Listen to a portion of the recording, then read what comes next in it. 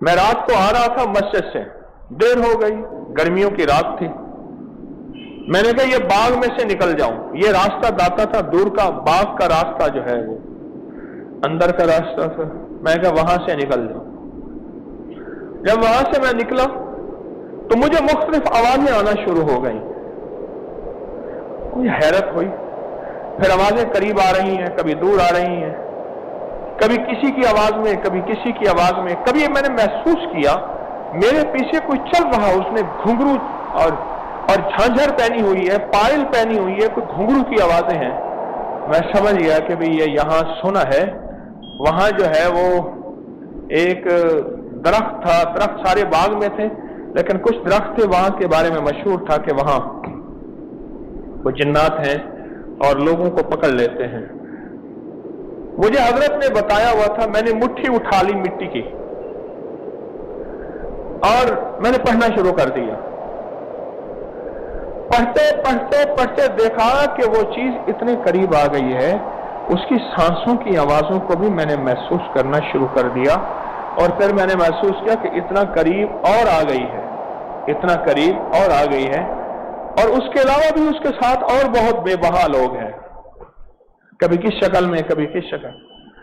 بس میں نے اس مٹی پہ پھونک ماری، پھونک مار کے نا اپنے کندھے کے پیچھے طرف وہ مٹھی زور سے پھینکی،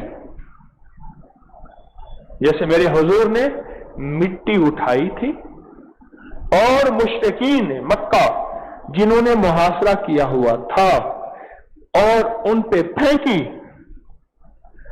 اور پھر صدیق اکبر رضی اللہ تعالیٰ عنہ کی اونٹنی پہ بیٹھ کے آپ مدینہ کی طرف تشریف لے گئے۔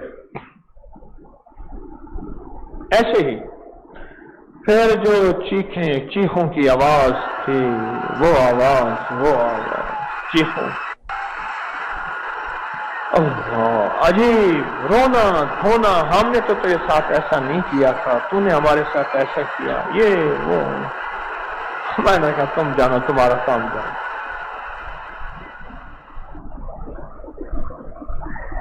اس مٹی کی ریت میں کون سی طاقت آئی تھی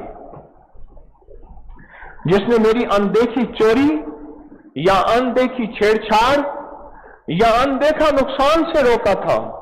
وہ کون سی طاقت تھی؟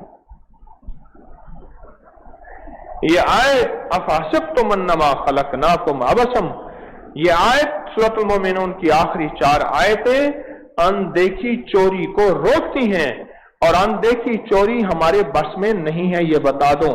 وہ لاکر ہیں، وہ تالے ہیں، وہ کونیا کی کوئی بھی چیز ہے، یہ ہمارے بس میں نہیں ہے، ہم نہیں روک سکتے اس کو۔ صرف فرشتوں کی طاقت، رب کی طاقت، اندیکھی چوری کو اندیکھی طاقت ہی روک سکتی ہے۔